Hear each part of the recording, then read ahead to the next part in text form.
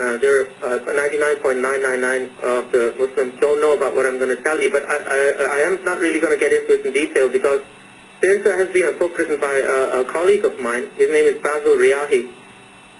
Basically, what he's, he has proven, and the book is about 200 pages. I won't go into details, but basically that there was life around the planet Sirius. So this is a binary star system is mentioned in the Quran. So maybe at a future date, maybe we can get him on the show because he knows this subject inside out. Is it Basil Riahi? Basil Riahi. R-E. Yeah, his book is at the University of Toronto, and essentially, to sum up what he has, what he has found out is that in our local area there are 5 planets with life still on them. There used to be 7 in total, but 2 of them got wiped out, and one was on Procyon and the other one was Sirius. Because Sirius is a binary star system, and there's Sirius A and Sirius B. Sirius B takes 50 years to revolve around Sirius A, and it's mentioned in the Quran.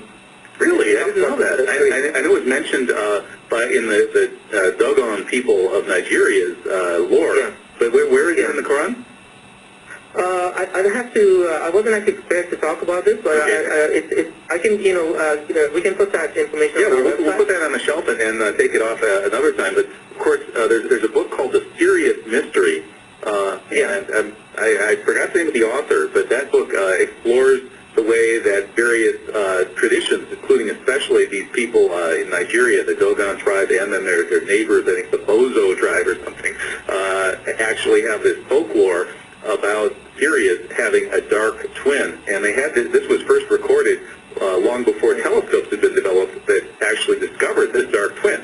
So it's still a mystery about how these people knew that the star Sirius had a dark twin, and their folklore indicates that they actually met beings from Sirius that they described as, I think, as being some kind of amphibians.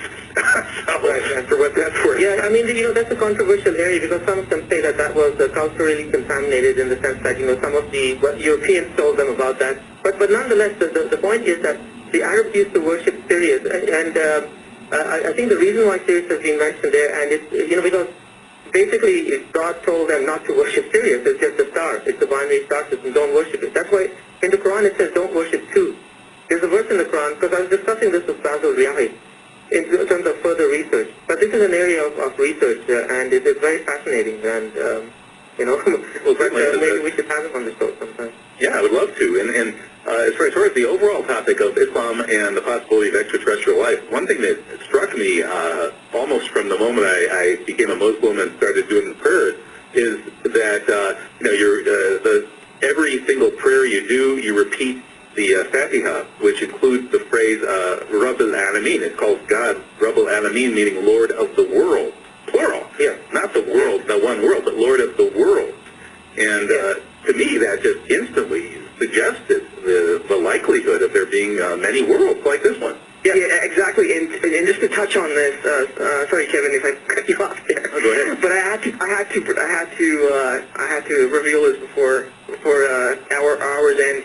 What is interesting to point out is when Abdullah ibn Abbas, he was one of the closest companions of Prophet Muhammad, and there were a group of people who came up to him and questioned him about the verse that Nabi just explained about, the verse where it's talking about multiple earths. And he answered, he said that if I tell you its details, you just disbelieve it. You'd reject it. And then he went on to say that there are several earths. There are several earths, and every earth has a prophet like your prophet, Adam like Adam, Noah like Noah, Abraham like Abraham, and Jesus like Jesus. So according to this disclosure, not only did the Creator send messages among the people of these various sentient civilizations, but most likely sent revelations like revelations we've received through the founders of the great world religions here on Earth. Now this is really, I mean, again, a lot of Muslims don't even know about this, and this touches upon the universality of there being a singular Creator that has created everyone and all, and including other sentient beings. Wow. Well, thought I mentioned. Okay, and when we come back from this upcoming break, we'll pick up on that. I personally find that the Islamic conception of God and the cosmos, it strikes me as less parochial than the other various religious conceptions that I grew up with, and that's probably one reason I was kind of attracted to it, drawn into it, and I'm still in it. And we'll talk some more about this very cosmic, non-parochial side of the Islamic cosmology when we come back in just a moment. This is Kevin Barrett here on We the People Radio Network. Welcome back. You're listening to 9/11 Empire Radio, and sometimes for some people all they know about Islam is what they put on TV, what they put on the news, but there's a lot more to it, and we're talking about one of the areas that few people know much about, including a lot of Muslims, and that is the Quran's view of extraterrestrial life.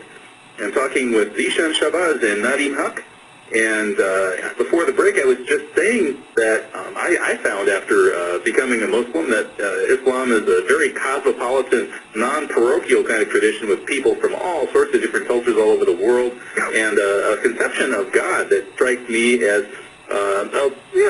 less parochial, more universal than the other kinds of monotheistic conceptions I've encountered before. In Islam, God is not the tribal patriarch.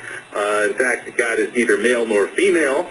But the first two actual hard concepts that we have of God, the first words that we hear are Rahman Rahim. Those are the words we hear over and over, and that means merciful, compassionate, caring. It comes from a word that stems from the word for womb, so it implies mother love.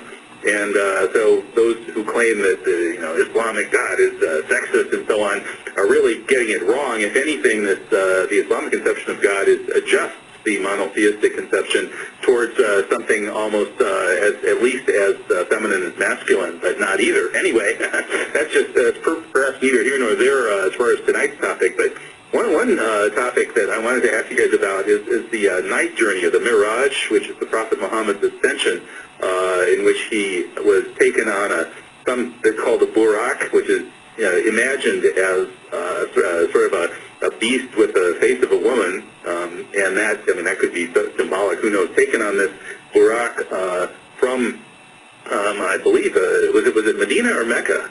I think it was Mecca. Yeah, it was Mecca before he left on the Hijrah to Jerusalem, the proudest mosque, and then from then up through the heavens.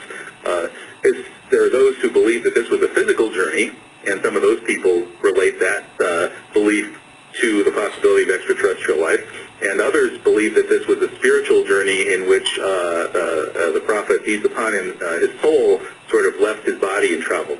So does this have anything to do with our topic tonight?